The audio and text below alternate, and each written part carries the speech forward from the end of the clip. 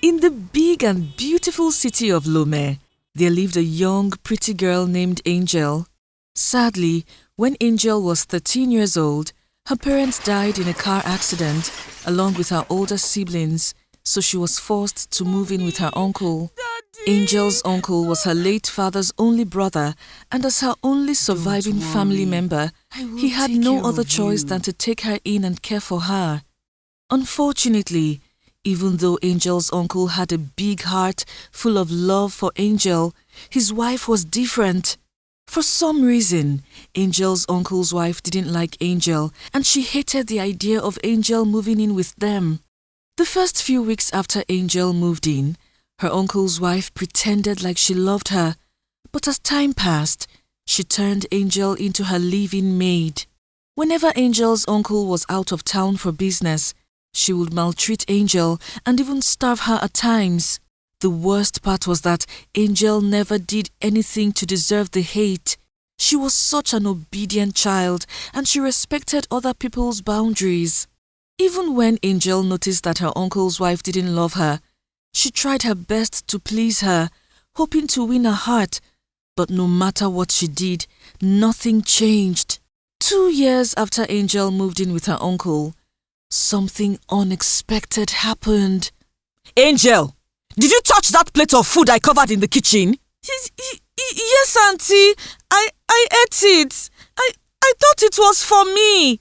You must be very stupid, she said, and then she slapped her. You know what? I have had enough of you. Get out of my house right now! But I don't have anywhere else to go. Look at me. Do I look like I care? Eh? I don't care if you go join your parents in their graves. All I know is that you are leaving my house today. Auntie, please. Please, I'm sorry for eating the food. Please. You want the neighbors to hear my voice, Abby? You are doing this so they can say I'm a wicked woman. Auntie, please. I'm sorry. Please. She begged, but all her pleas fell on deaf ears. That day, Angel ended up moving out of her uncle's house because she knew that if she didn't leave before night, her aunt would lock her up in a room and give her the beatings of her life. With nowhere to go, Angel roamed the streets for days. She slept in odd places like the market, public parks, and even under bridges. Then for feeding, she would either beg people for money or she would find food from trash cans. Angel knew that even if she attempted to go home, her aunt wouldn't let her inside the house. Meanwhile, when Angel's uncle returned to see that Angel was not at home, his wife told him that Angel had packed her bags and ran away, so it was better if they let her learn from her experience. Although Angel's uncle didn't like the idea of Angel sleeping on the street, especially at her age, he bought his wife's idea and soon they forgot about Angel. As time passed, Angel realized that she could not survive on the streets through begging and eating from trash cans.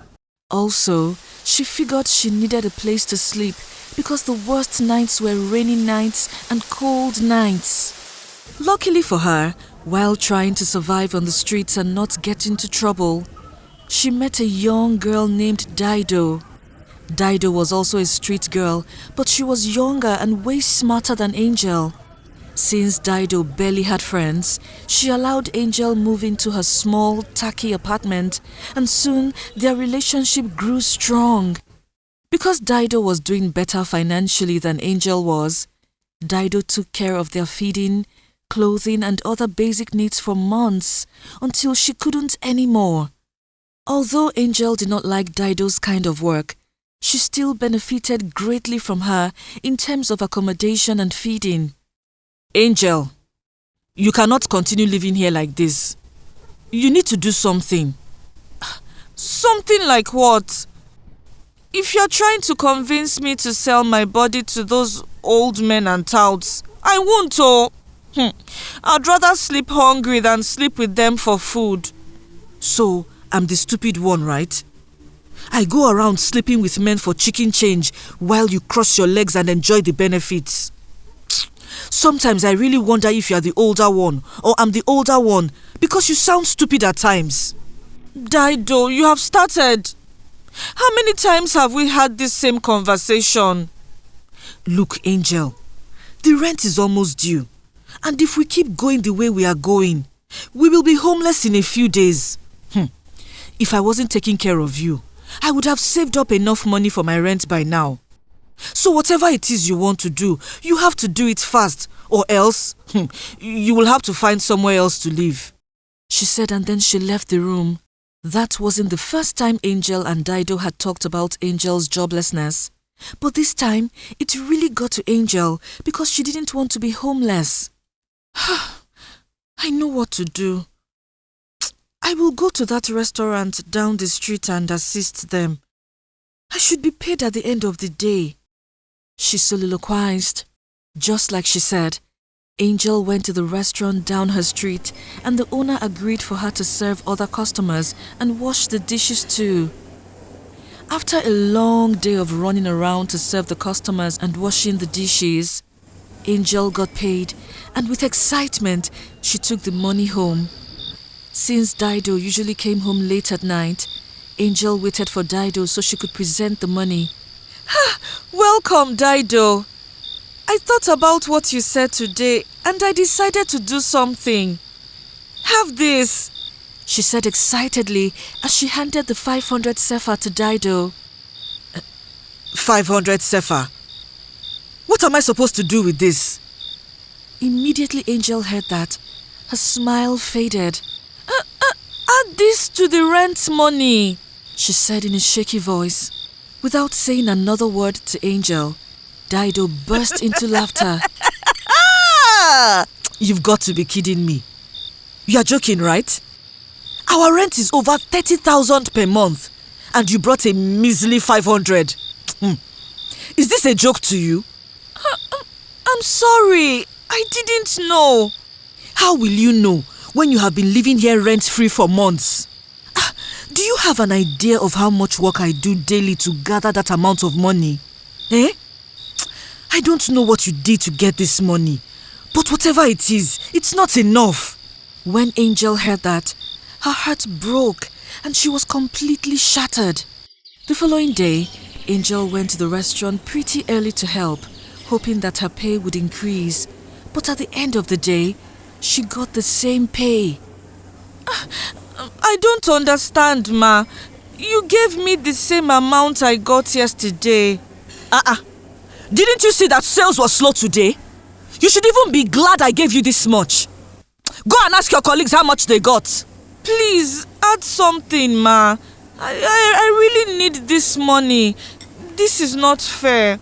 I have been working for more than 10 hours and I deserve better. Young lady, let me make things clear. I pay my workers a little bit less than what I gave you.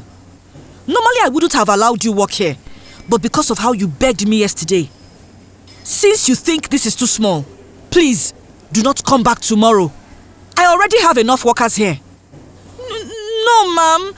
Please, it has not gotten to that. I am happy with what you have given me. Thank you for your help so far, but this is the last time I want to see you in my kitchen. When Angel saw that the woman had made up her mind, she took her money and left quietly. Unlike the other days where Dido returned home late, that day, Dido was home early, and as soon as she saw Angel walk through the door, she knew something was wrong. What's wrong? Why the long face? I just got sacked, she said as she handed her entire pay to Dido. The job you got yesterday? What happened? After spending hours at her restaurant, she paid the same amount she paid yesterday and when I complained, she told me not to come back. Sadly, instead of consoling Angel like she had expected, Dido burst into laughter. What's funny? Why are you laughing? Look, Angel, you are very beautiful. I don't know why you are wasting your beauty in that woman's local restaurant. Eh? Sometimes I really wonder if you are in your right senses.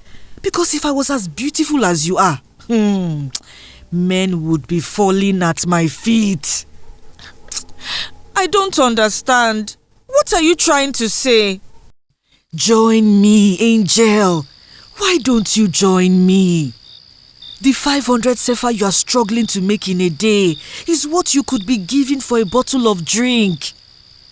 You can make as much as 20,000 a day if you play your cards right. But Dido, I've heard so many horror stories about call girls and I don't want anything to happen to me. Also, I made a promise to my parents that I would always live an upright life. Oh, please. What's so good about living an upright life in poverty? In case you have forgotten, you do not have a house. You are living in my house and I could wake up any morning and decide to throw you out. See, girl, if we join forces together, we could have better lives and move into a better apartment where we don't have to worry about our rooms flooding when it rains or the wind blowing off our roof. You still don't get it. No, you are the one who doesn't get it. You will die in poverty if you do not do something about your life. If we had completed our secondary school education, I would say there are chances of us getting an average job. But right now, there's no hope for that. If I join you, how often do I have to sleep with men? Our rent is getting due and I don't want us to be homeless. Right now, this house is the only good thing going on in my life. That's up to you. It's your body, so however you want to use it, it is up to you. So, does that mean you will join me? She added, and Angel nodded. Thank God. Finally. You were really getting on my nerves, though. But I'm happy you are acting your age now. That reminds me. There's a birthday party I have been invited to. I heard it's a big man's party. And there will be a lot of rich people. So, you will have to follow me tomorrow. What will I wear? I don't have nice clothes like you. Don't worry about clothes for now. You can wear mine. What's most important is that you find someone who likes you. So what happens when I find someone that likes me? Do I follow him immediately? No. Because you are a beautiful woman, you have to play hard to get. Also, since the event will be full of big people and rich men, you will have to act classy. Don't worry, I will teach you everything, especially how to flirt while still acting classy. Since the birthday party was the following day, Dido used that evening and the next day to teach Angel everything she needed to know. She also gave Angel a very beautiful and slightly revealing dress. Then the two friends left for the party. About an hour after Angel and Dido got to the party location, a man in his late 50s approached Angel and began talking to her. At the end of the night, Angel returned home with the man and he paid her 50,000 for her company, which was way more than what they needed for rent and their other basic needs. I cannot believe this is real, she said to Dido while she was counting the money. You see, this is what I have been trying to tell you. See what you have been missing. You would have had to work for 100 days at that restaurant to get this. When Angel finally realized how much money she could make from sleeping with men, she slowly forgot her values and became more interested in living the expensive, lavish lifestyle she always dreamed of. Slowly, she began sleeping with more men for money, and in the twinkling of an eye, her life and Dido's life transformed. For the night? Sure, at the right price. Unknown to her, following the path of prostitution would expose her to the most inhuman incident that would change her life forever. Watch out for part 2. Did you enjoy this story? Tell us your favorite part in the comment section below. Please like, share and subscribe to our channel. Also, do not forget to follow us on Facebook and Instagram. Thank you.